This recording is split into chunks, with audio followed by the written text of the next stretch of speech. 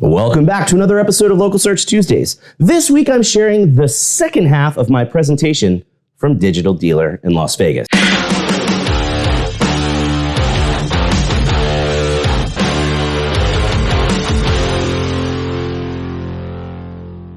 I shared the first half a few weeks ago, and now I'm back with the second part of my double session from Digital Dealer. You know how it goes. It's a long one, so kick back and enjoy. But we're not going to do that. We're going to keep going. We're going to go on to the next section, and we're going to talk about inbound links. This is links of other websites pointed to your website. And for those of you that are fans of Encino Man, this is a really funny joke that Encino Man is the background movie for the slide that talks about links. Now, if we look at Google's algorithm, links from other websites pointed to your website are one of the most weighted factors in that local algorithm. Now, back in the day, it used to be a numbers game. Whichever site had the most links pointed to it was the site that was going to rank the highest. But Google figured out that was pretty easy to game. So they've changed it. And now what's more important is that you have links pointed to your site that are relevant to your site. There needs to be a reason for that site to link to you. And when you're doing your link research, whether you're handling SEO yourself or you're just checking the work of the vendor partner that you're working with, you don't want to look at the total number of links, because once you get a link from a website, there's diminishing return to get more links from that website. So instead of looking at the total number of links that you have, it's more important to look at the total number of unique sites that are pointing links to your website. Now, link building is really hard work. So most automotive SEO providers, and actually a lot of SEO providers that work outside of automotive, don't do link building because it's really hard to do. Now, every time I've said this for the last decade, when I say automotive SEO providers don't usually do link building, there's always somebody in the room that says, well, I use this really big provider that everybody uses and they do link building. And I say, all right, cool. What kind of links do you have? And they pull out their monthly report from the last month and they got a link from SEOdirectory.com or directorylinks.com. Crappy directory links don't count. The links that matter are the links that you earn. If you can go fill out a form and get a link from a website, Google doesn't give a squat about that link. You've got to earn links. So whenever you're thinking about link building, you want to go after the links that you earn because you're awesome, you're popular, or you have amazing content that helps people. And because we're talking about Google's local algorithm, you want to try to get local links. So inbound links pointed to your site from other websites based in the same local area. The best way to do that is the sort of stuff we used to do as dealers before we had the internet, before we had websites. It's all of the old school, real world grassroots marketing you used to do to get exposure in the community. Do it again. It still gives you exposure in the community. It still works. And now it also gives you opportunities to get links from other businesses. And link building is actually pretty easy for dealers because most dealers are already really philanthropic and they're really community focused and they're really involved. So all those things that you're already doing make it really easy to get links. You just have to take that step. So think about all the things that you're already doing and all the relationships that you already have in place and mine those for really easy inbound link opportunities. So I'm going to run through a couple of ideas for easy ways for you to get inbound links pointed to your dealership site. The first being local sponsorships. Now, Google doesn't want you buying links. Buying links is a bad thing, but it's totally okay to buy a sponsorship that results in a link. So look for local sponsorships, Pee-wee football, Pee-wee hockey, little league teams, 5Ks, golf tournaments, all the sorts of things that you've already been doing for years. Those are amazing opportunities to get local links. Local meetups are great too. You can go to a site like meetup.com and look for all of the local groups, local organizations that have regular monthly meetings. And there's a couple of different ways you can go here. One thing that we always like to do is look at what availability you have for space. So for instance, your service department most likely closes earlier than the sales department. Usually there's a couple of hours there where service is closed, but sales is open. So if there's a local group that's a smaller group and they're looking for a permanent meeting space and they meet, say, the first Monday of every month and they meet at 7 o'clock, but your service department shuts down at 6 or 6:30, you've got that service waiting area with the comfortable chairs and the big screen TV that that group could hook up to and free Wi-Fi. So you could offer them that space. And guess what? You get a couple of really awesome links out of it. But if you don't want to do something like that, and instead you just want to kind of support local groups, then look for groups that already have a meeting space, but they're looking for meeting sponsors. And you throw them 50, 60, 70 bucks a month to buy their pizza and their soft drinks. And guess what? You get some killer local links out of it.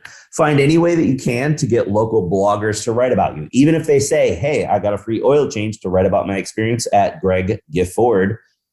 Get it? Nice joke there. But even though they say they got a free oil change or a free whatever to write that post, it's still a great local link. And this is a different take too. We're not talking about what the dealership does in the community. We're talking about what your employees do in the community. So talk to specifically leadership staff, owners, managers, but really everybody. See what they're passionate about. What do they do in their free time? What clubs and organizations are they members of? So for instance, if somebody's really involved in their church, easy to get a link. If somebody's got a kid on a club soccer team and they travel all around, easy to get a link. If somebody is on the leadership group of a local club or organization, really easy to get a link. So find out what people are passionate about and what they do in their free time, and it's a great way to get links. Join all the local business associations you can, even if it costs a little money. They're really awesome, relevant links.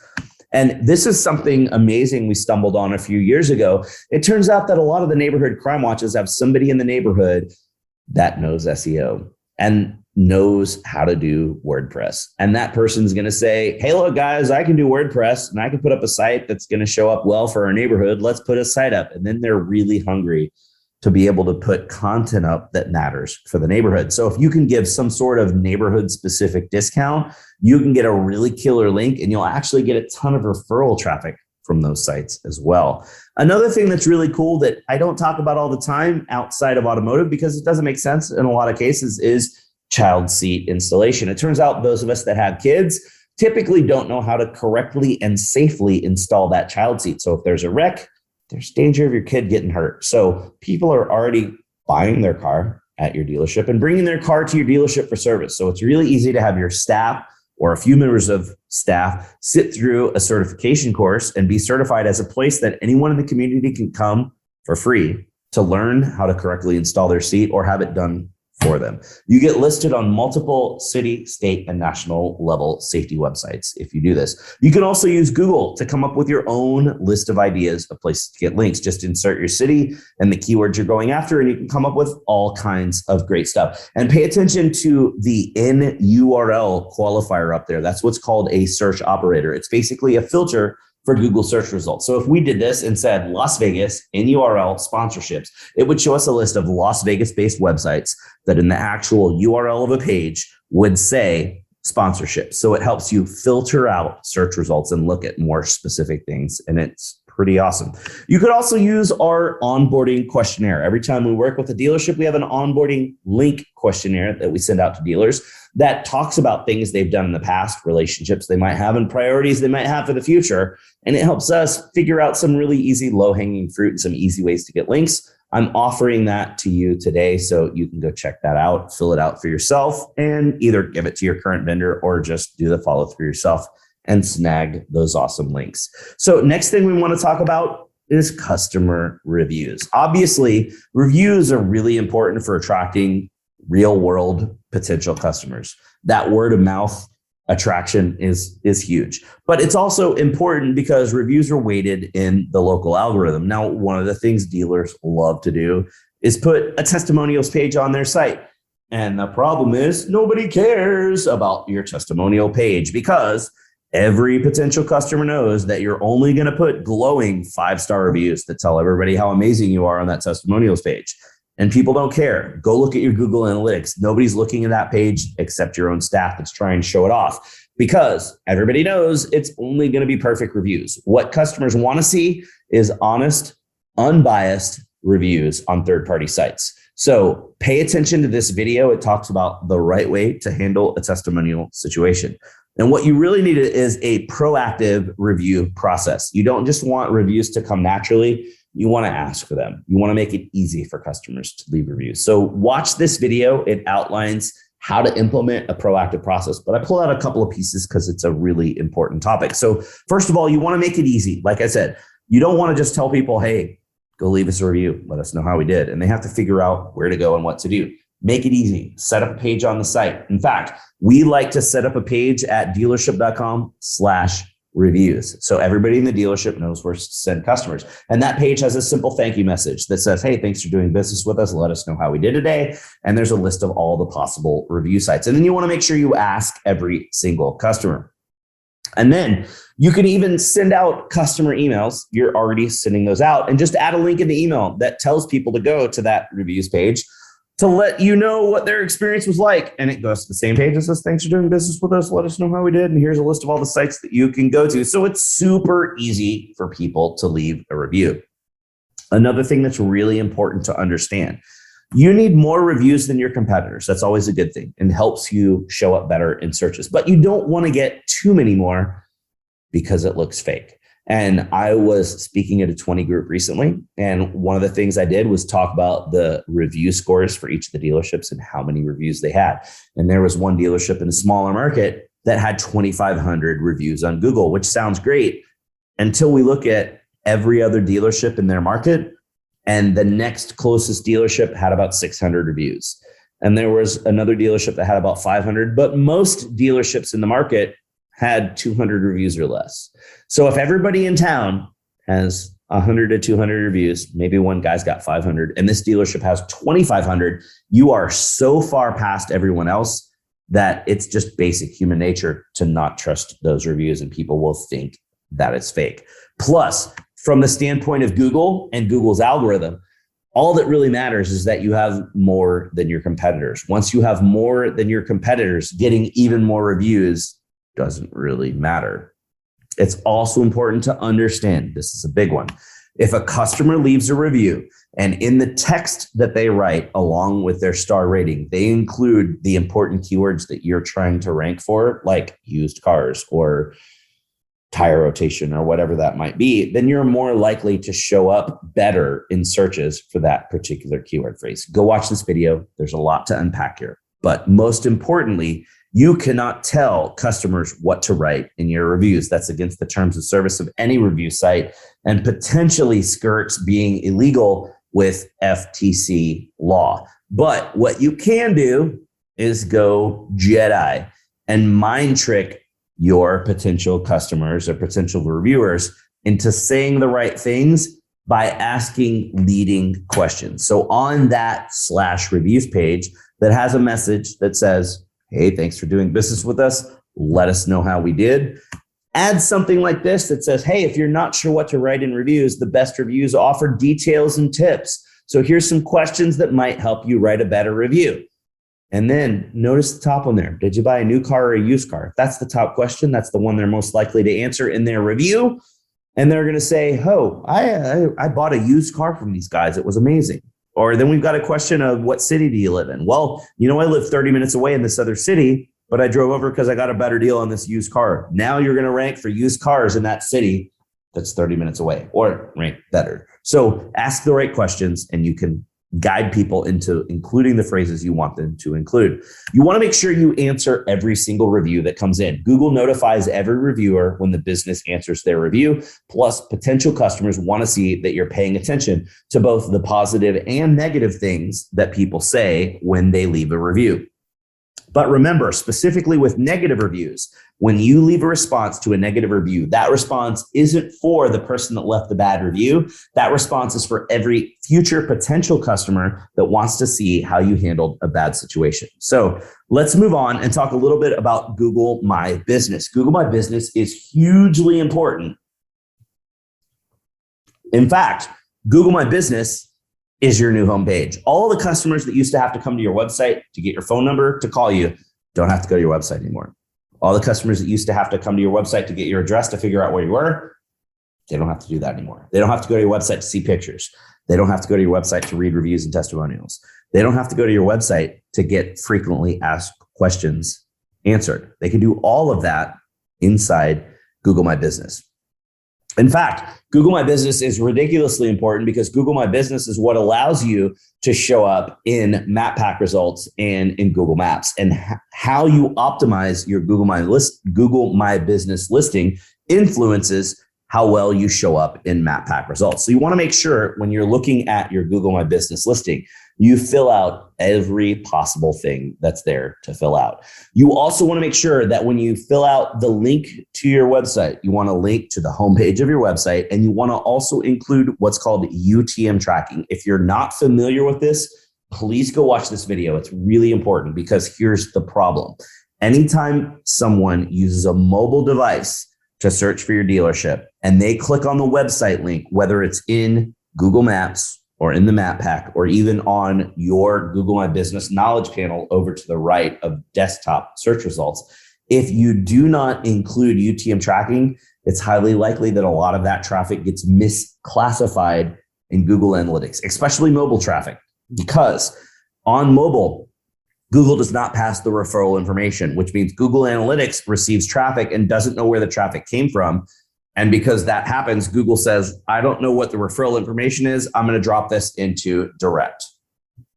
So direct doesn't actually mean somebody typed in your URL or used a bookmark. It means Google Analytics doesn't have referral information passed to it. So if you add this UTM tracking code to the end of the URL in Google My Business, it forces it to be attributed correctly in Google Analytics. Plus, setting a separate source of GMB or GMB listing and not Google helps delineate which traffic came from clicking on a blue link in regular search results from the traffic that came in because people clicked on your Google My Business listing website link. So it gives you better data inside of Google Analytics if you set it up correctly. You also want to make sure that you add UTM tracking to all of the other links, like the appointments link or the service link or anything else that's a potential link inside the Google My Business environment outside of the actual website link. You want to make sure you have UTM tracking there as well. When it comes to your phone number, you want to make sure you list a local phone number. That is a massively important signal to Google's local algorithm. Now, a lot of people say, well, what about call tracking? Luckily enough, Google got smart enough and understood that call tracking is actually really important for those of us that do marketing. So it updated the algorithm. Years ago, you didn't want to have a different phone number because if the phone numbers didn't all match, it caused visibility problems. Now Google understands that it's actually best practice to use a tracking number in Google My Business, and it doesn't have to match. So watch the video. It explains how to do it basically at a high level. You want to put the tracking number in as your primary number. So that's what shows to the public, and put your actual real life local number in as an alternate number so that Google sees that consistency across the various sites where that local number is listed. You want to make sure your correct sales hours are listed, and you're probably rolling your eyes saying, well, of course, but you'd be surprised how many dealerships forget to update their hours. So make sure the correct sales hours are listed. Make sure you upload a lot of high quality photos so that you're more likely to displace all of the iPhone photos that customers upload and tag with your location. You want to make sure you're selecting the right categories, because the categories that you select have massive influence on how you show up in local searches. And in fact, you want to pay extra special attention to whichever category you put in the top slot. The primary category carries more weight in the ranking algorithm. So watch this video. It explains how to be more strategic with what you choose as your primary category. For instance, if we're talking about a Ford dealership in the Dallas market where there are 24 dealers in one very densely packed market, for sure, your primary category should be Ford dealer, because that's where you're fighting the most battles. But if you're a Ford dealer in the middle of Iowa and there's not another Ford dealer for 40 or 50 miles in any direction, if you're Fairway Ford, you're ranking number one for Ford dealer in a 20 or 30 mile radius, which means, a 40 to 60 mile diameter. You're the only option. You're going to show up for Ford dealer. You don't need to put Ford dealer as your primary category because you're already going to show up for that. Instead, in this case, you'd want to put used car dealer as your primary category, because that's what you're fighting against with all of the other new car dealers in town and all of the independents in town, especially in today's world where most dealers don't have much inventory on the ground that's new inventory, and you're really doing more sales on the used side of things. You also need to make sure you're setting up separate department listings for service and for parts. Now, Google actually changed the rules in the last year and a half to allow dealerships to have a separate department listing for service and a separate department listing for parts even though you don't follow the standard Google My Business rules of having a separate entrance and separate signage. So watch this video. It explains how to set them up and what you need to do. But the biggest benefit here is now, instead of having one set of hours when someone looks at the dealership, you see multiple departments listed and they can click to the various departments. But most importantly, you see more hours instead of just an hour drop down that shows more days. So now if I click more hours, you see sales hours, parts department hours, and service department hours. And typically those hours are all different. So it's a better customer experience. Plus, it makes it more likely you're going to show up for service terms if you have a separate service department listing. Now, when you have these various departments set up, you need to be very careful in the categories that you select for the various departments. They can't overlap, which means all your sales categories go on the main listing, all your service categories on the service listing, all your parts categories on the parts listing. If you go to this video, which this link takes you to the blog post where the video is posted, so you could just read the blog post and not watch the video, there's a list of all the categories that you select for both sales, parts, and service. So it's very clear and very easy to choose what to do. Now, a lot of dealers have experienced problems with nesting, especially because Google My Business support sucks. In fact, a lot of the employees of the Google My Business support department don't realize that the rules have changed for car dealers, and they'll tell you you're not allowed to set up separate departments, even though Google's own documentation says that you are. So instead of talking to Google support and not getting anywhere, your best option is to go post on the Google My Business community forum. Every Google product has a community forum. If you go to the Google My Business community forum, you can create a post and share details about what's going on. And there are volunteers that spend their time on these forums helping people. And once a volunteer has answered enough questions correctly, they get invited to be what's called a Google product expert. Once you're in the product expert program, you get a special badge. So if you answer something, people know that that answer came from somebody that knows their stuff. Once you've answered enough questions correctly, you get elevated in that status level of that program. And once you're at a gold or platinum level of product expert, you actually can escalate those individual threads directly to Google My Business's internal team. So not to support, but to Google My Business. And I am a gold level expert, so I'm able to do that, which is why I can explain how all this stuff works. It's a much better solution than trying to go to Google support. Also, it's been a big deal lately. It's not much on social like it should be because most of us are not allowed to talk about it, but Google My Business inventory can now be listed. I'm not talking about manually saying, here are the products I sell. I'm talking about a direct inventory feed straight to Google My Business that shows the vehicles that you have in stock today and what those vehicles cost. And it shows VDPs that are hosted on Google that pull up immediately, that people can then chat or fill out a form or click to call or click the button to go see the actual VDP on your site. It used to only be on mobile, but now it shows on desktop. So on your Google My Business panel, directly underneath your top line information, you will see the cars for sale section with various filters that let people see the vehicles in your inventory. Everyone should have this set up. There are a lot of providers out there that do it. Make sure you're working with one that does it. You also want to make sure that you're using Google Posts. Google Posts are basically free ads that show up in Google search results. They show at the bottom of your panel on desktop, but they show mixed with the search result on mobile. I did a Whiteboard Friday video for Moz, which is an SEO toolset. It's a very famous video series. I did a Whiteboard Friday earlier this year. It's 15 minutes very specifically about really awesome detailed tactics about Google Posts.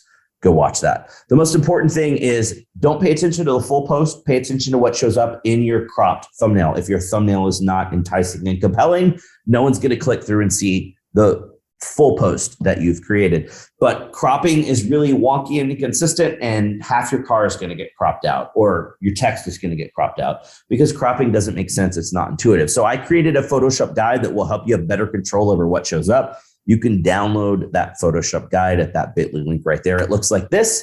Anything in the white grid is what's going to show in your thumbnail, and the entire image shows up when you click on that thumbnail to see the full post. So you can also do some really cool things about adding some text or some calls to action or your phone number or anything at the bottom of the post image that won't show up in the thumbnail, but shows up in the full post. So check that out. It's really cool. And also, if you don't have Photoshop, I have recently discovered a site that's called Photopea, which is PHOTOPEA.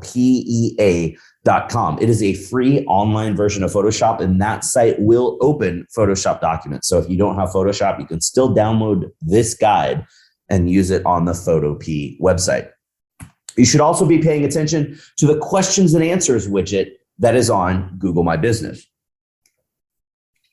This widget allows anyone in the area to ask your dealership a question, and anyone in the community can answer that question for you. That should terrify you, because these are questions directed specifically to the dealership that any random person can answer those questions. And customers think that it's chat. They think that it's instant messaging. But what it really is a community discussion widget. It's like a forum type of widget. And it's actually a feature of Google Maps, not a feature of Google My Business. But because your business appears on Google Maps, it's added into the Google My Business experience. But because it's a feature of Google Maps and not of Google My Business, it doesn't show up in the Google My Business dashboard. And most dealerships only interact with Google My Business inside the Google My Business dashboard, which means most dealers have no idea that Q&A even exists on their profile, even though it's been there for a few years at this point. Now, when you look at the questions and answer section, you will notice that questions can receive multiple answers. There's not a single answer. I mean, I've seen questions that have 200 or 300 answers, but the answer that has the most thumbs up, you can either thumbs up or thumbs down an answer. The answer with the most thumbs up or the most upvotes is the one that's displayed as the primary answer. And then Google will display a link that says, hey, here's a bunch of other answers. You can read them if you want. Now, as you go in to answer questions as the dealership, you want to make sure you don't include a phone number or a URL, because if you include a phone number or a URL, that answer will be filtered and not displayed to the public. Now, the problem here is because you've left that answer logged into your owner or manager account of Google My Business, whenever you come back and look at those questions, you will always see your answer and you will think that that's displayed to the public.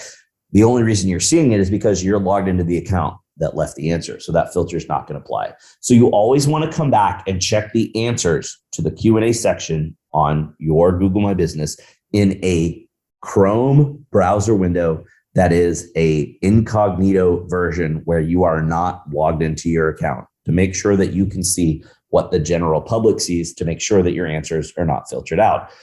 You want to make sure that you load your own questions in. This is something a lot of dealers don't realize they can do, and Google actually encourages this. So you want to take all of the frequently asked questions that you have on your site and all the frequently asked questions that your staff tells you they hear all the time and load those into Google My Business and then answer those questions, and then upvote your answers to make sure that your answers are the primary answers, because then it is basically a pre-site FAQ page, and it makes it more likely that people will click through and call you or buy a car or buy service from you. And the really cool thing about that, and the reason that it's so important, is if I'm a potential customer and I land on your Google My Business listing and I click the button to ask a question and I start to type in a question, and a similar question has been asked and answered in the past, as I'm typing the question in, Google will auto-complete the question and automatically display an answer to that question before I've even submitted the question.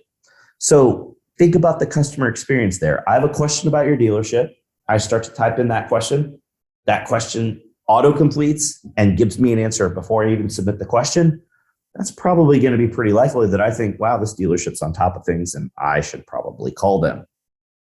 Now, if you do all the stuff that I just talked about, follow the basics, do all of the really easy stuff to do in local SEO that I've been talking about for a decade, you can see some really amazing results. And people always say, okay, well, that's great. Like, I've been doing SEO and I don't see much. But if you do the basics and do all the stuff right, you can see amazing results. This is a Kia dealership that we started working with at the beginning of 2020. So January of 2020. And you can see their numbers continue to just climb and climb and climb. And their average traffic before we started working with them was 4,457 visits a month. And in August of 2021, they had 56,000 visits to their website. So that's almost a 1,200% increase in traffic in less than 2 years. And this one shows a Chevy dealership that we started working with in May of 2020. And it's a 267%. Like obviously 1200 is like crazy, amazing, awesome results. And not everybody's going to see that, but these guys are 267%. Their pre-average before they started working with SearchLab was like 8,600 visits a month, and they're at 30,000, 31,000 a month.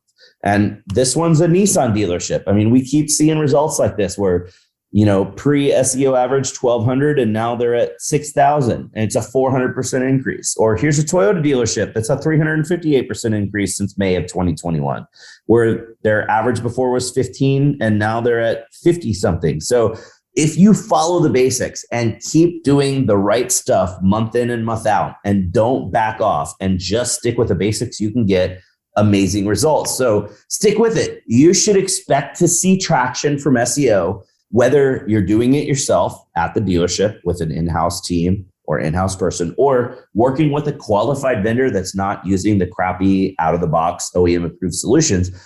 If you're doing good SEO, you should expect to start to see some traction and some movement after about 5 or 6 months. And then you see those significant, really big jumps after 10 to 12 months. So call it a year. And now at the end here, I want to talk about some really fun stuff. So a couple of weeks ago, I spoke at a 20 group. Now, I spoke at 20 groups in the past, and I created a scoring matrix, a rubric, to say, hey, let's look at your SEO scores. Well, I've kind of honed that over the years. So now I have a really cool scoring matrix that basically scores dealership websites on all of the factors that I've been talking about for about an hour and a half now. So I did a presentation the first day for 2 hours, about the same amount of time that I'm giving here at Digital Dealer. And the next day, we did an SEO workshop where I pulled out the scoring matrix. Now, I had pre-scored all of the dealers, so I showed them what their scores were. But then we did a workshop where they were able to kind of cross-score each other. So some of the dealers would score some of the other dealers, which would score some of the other dealers. So they were able to put into practice all of the things that I talked about in the SEO presentation the day before. Now, the matrix makes it very easy for anyone to evaluate basic local SEO signals. So I basically scored the dealers on all the stuff that I talked about today. We looked at on-site signals, so their content, the technical side of the website platform, how that content was optimized, the URLs, all of the title tag, meta description, H1, that sort of stuff. It also makes it easy to evaluate their links, to evaluate their reputation management side and reviews, and to evaluate all the signals on Google My Business. Now, if we really look at the results of all these dealers that I scored, on-site signals and GMB were weighted more, because if we're looking at on-site signals, GMB, links, and reviews, looking at that compared to the local search ranking factor study and the way that we know that Google's algorithm works, the Google My Business listing and the factors related to that, and the on-site signal. So your content on your site, the technology of your site, and how that content is optimized. Those are the most important bits. Now, reviews are important, links are important, but they're nowhere near as important as the content on your site, the technical part of your site, and the Google My Business side of things. So I weighted everything correctly so that those had more weight, and there was a maximum possible score of 100 points between the 4 areas. Now, as I scored all of the dealers at the 20 group, the average score out of 100 points was 18.9. Now, the highest score of the 20-ish dealers at the 20 group, I think it was about 22 or 23 dealers or individual dealerships there. The highest score was 43.8, but the lowest score was less than 1. It was actually 0.3. And guess what? The guy that scored a 0.3 was spending a pretty significant amount of money on SEO every month, but he was using a vendor who clearly didn't know what they were doing. In fact, I'm not showing you the names, but this is the breakdown of the scores. And you can see there on the left, those scores are the total scores, but then you can see I've got it broken down by on-site, by links, by Google My Business, by reputation management. So the scores on the left are the total score. That's the aggregate score of the other 4 areas. And you can see there's a pretty wide range. I've got them all colored so that it's easy to see. But in each column, we can see that the guy that won didn't actually have the best on-site optimization. The guy that had the best on-site optimization is kind of in the middle of the pack. And the guy that had the best links was probably this 7th or 8th best guy. But the guy that won was also just happened to be the guy that had the best GMB. But you can see how the signals all play together. So then when I got back from the 20 group meeting, I thought, hey, let's see how this works on our own team. Like, let's look at the dealers that we work with. Let's hold ourselves accountable and see, does this make sense? Are we doing the right things? Are we looking at the right things and optimizing the right things to put the best foot forward and the best digital pattern forward to help our dealers show up better? Because honestly, I didn't really know how this would work with our own dealers because this was a brand new scoring matrix. So when I ran it on our own dealers, now keep in mind, when I ran it on the other dealers at the 20 group, the average score was 18.9 with a high of 43.8. When I ran it on our dealers who are running the system that I created, paying attention to all the things that we looked at today, I ran it on our own dealers and our average score was a lot higher. In fact, the highest score was a 78. The lowest score was a 5.5. But hey, that 5.5 was a brand new dealership that we just started working with about a week before. So we actually hadn't gotten to optimize anything on their site. So that was understandable. But if we looked at the average score of all the dealers that we've worked with for more than 3 months, so it's given us enough time to optimize all the things that we should optimize and add some new pages in if they didn't have the pages they need when it was pages that we needed to score. Our average score is a 52.1, which was significantly higher than the average score of the dealers that we scored in the group. And really, if I'm looking at the sites that we had for multiple months and cut out the guys that were on the crappier platforms or the guys that had really bad reviews that we couldn't really have an effect on, our scores actually averaged in the 70s for most of our dealers. Now, I found a lot of really common problems. So for the rest of the presentation, instead of telling you things you should do, I'm going to point out common mistakes that we see on a lot of dealership websites. One of the big problems we see that's very prevalent lately is these massive mega menus. And there's several providers that I won't name names that love to have these massive menus where they're going to, in the sub menu for new cars, show little icons for every individual vehicle that nobody can possibly really see and nobody gives a crap about. And you'll have 20 or 30 links on a sub menu under new.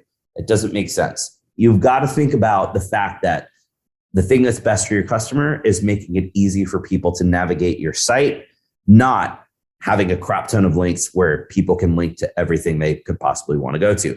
We also see submenus that have too many buttons or links so that the submenu on desktop is so long, it's got 20 or 30 options on the submenu and it doesn't even fit on the browser. And the submenu doesn't have a separate scroll bar, which means everything that doesn't fit on the browser window is buttons that no human can ever possibly click on. And then if you look at it on mobile, you have to scroll 3 or 4 times just to get through one submenu. It doesn't make sense.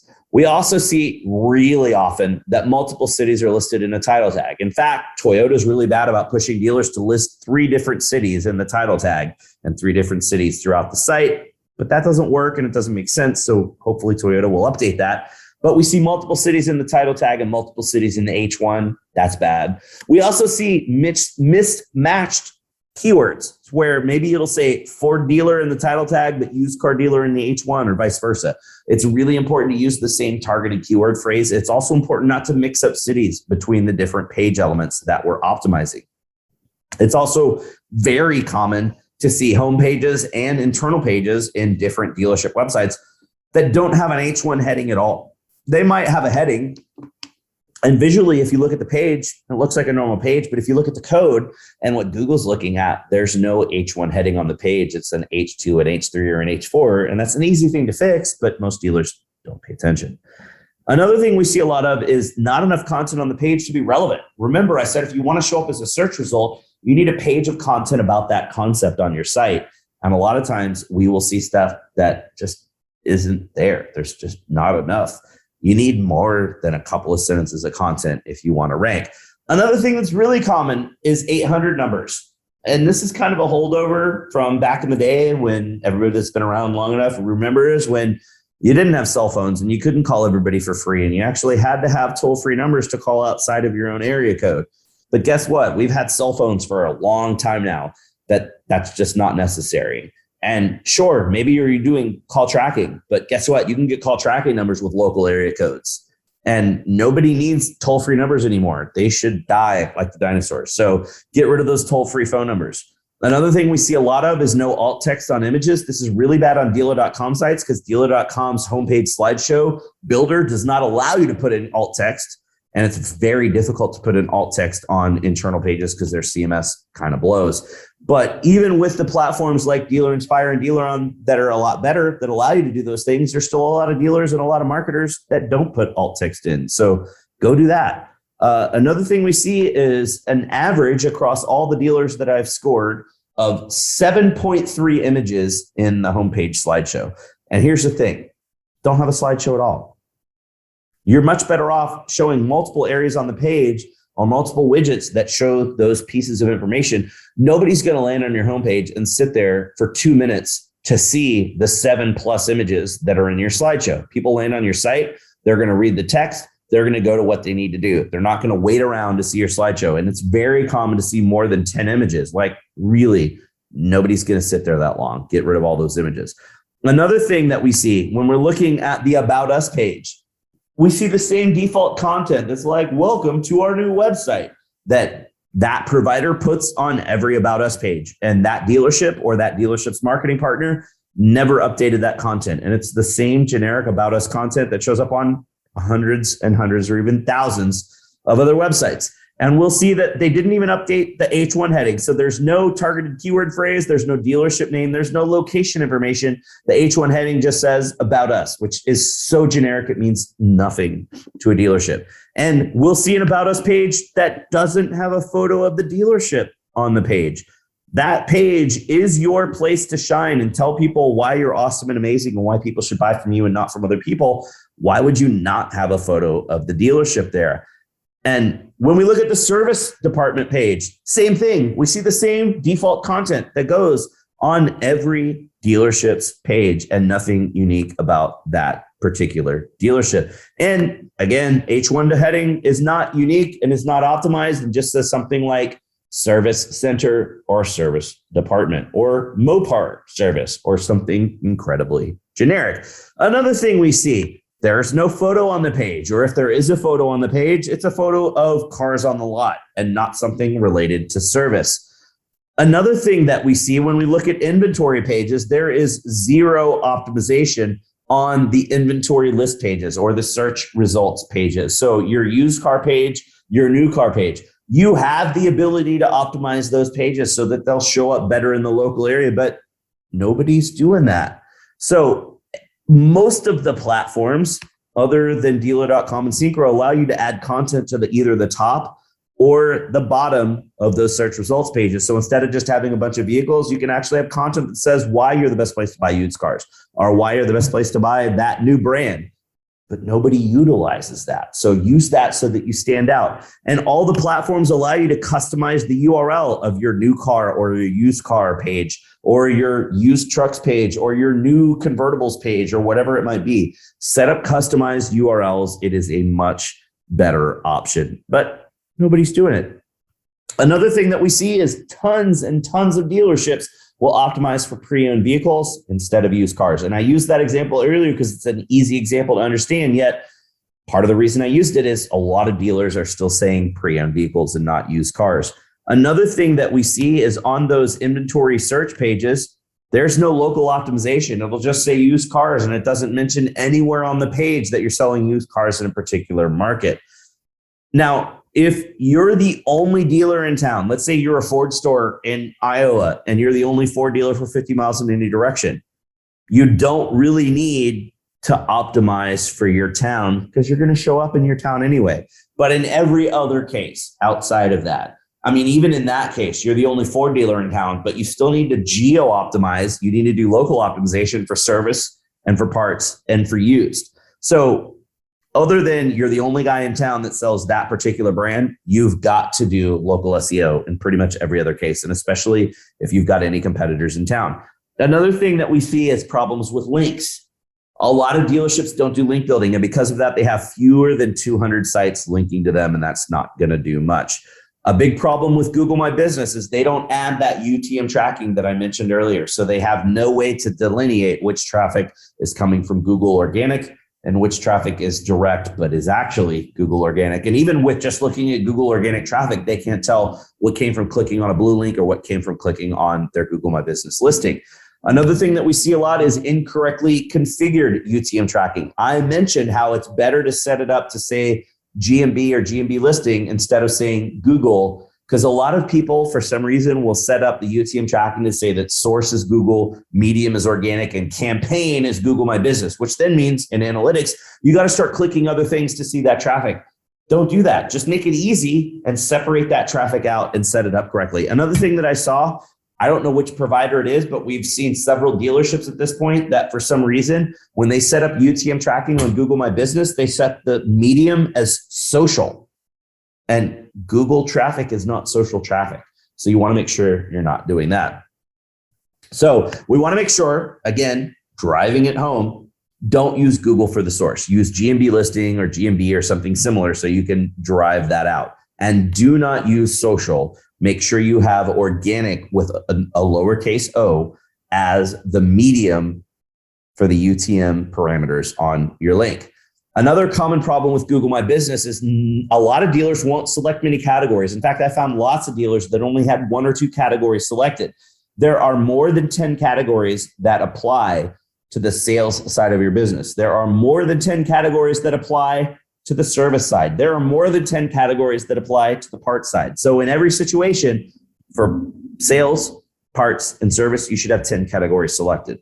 For sure, you should never only have a single or 1 or 2 categories selected. We've seen a lot of dealers that have fewer than 5. So it's a very common problem.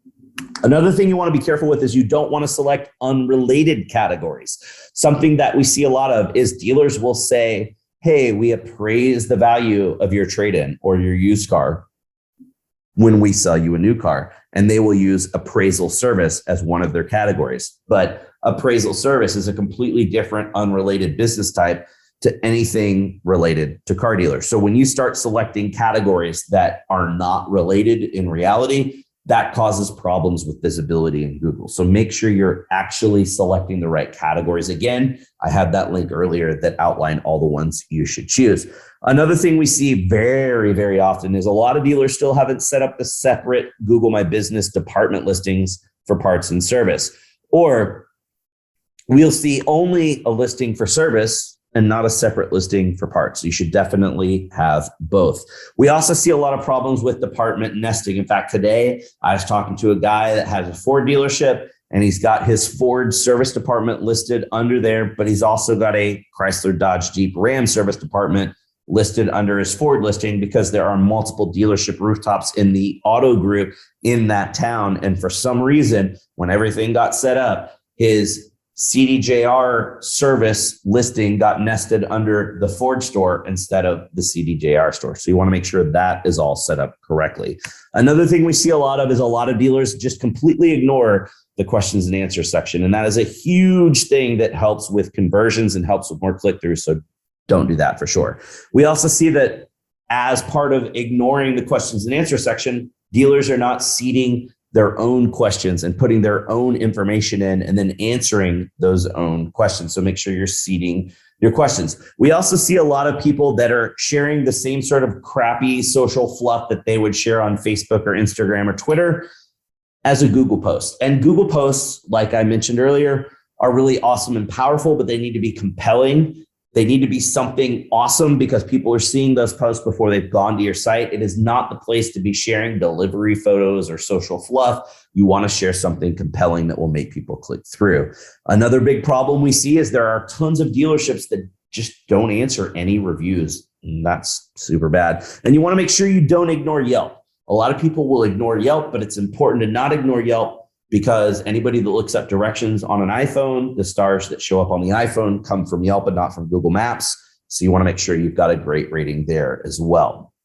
So if you'd like to see how your dealership stacks up, I actually was trying to get this created as a free to use online tool on the SearchLab website, but it was a little bit more complex than we thought it would be. So we don't have that set up yet. So I do have a manual system that takes about 10 minutes on a spreadsheet. If you are watching the recording of this session and you would like us to score your dealership with that scoring matrix to either check your own work if you're doing your own SEO, or to check how well your vendor is optimizing and potentially help your vendor see some holes that might be in their strategy, we are happy to run that scoring matrix for you. You can use your score, like I said, check your own work, see how you're doing, or hold your vendor accountable and make sure that the money you're spending is helping you get more visibility. So pop me an email, let me know your dealership and your URL. I'll score you.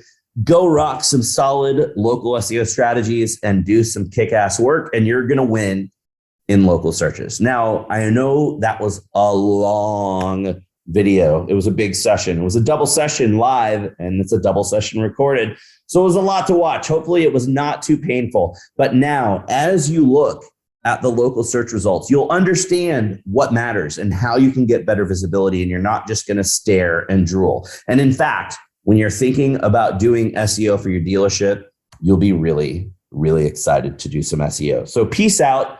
I am done. That was a very long recording and a long presentation. That was the Goonies Guide to Automotive SEO, how to dominate local search results in 2022. There's my Twitter handle. I always live tweet conferences. So if you use Twitter at all, follow me. It's a great way to keep up to date with the current latest and greatest news about local SEO. And there's my email address. Again, feel free to email me if you'd like me to run that scoring matrix. I'm not trying to sell you anything. I'm releasing this matrix out into the wild as soon as we can get it put up on our site and developed correctly so that everyone is able to score their dealership SEO and get a better foot forward so they can have a better impression with potential customers.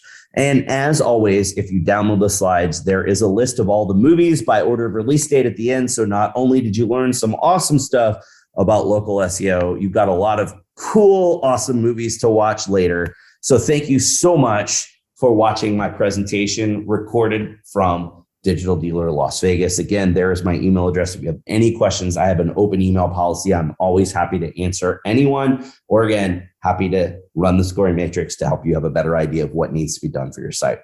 Thank you.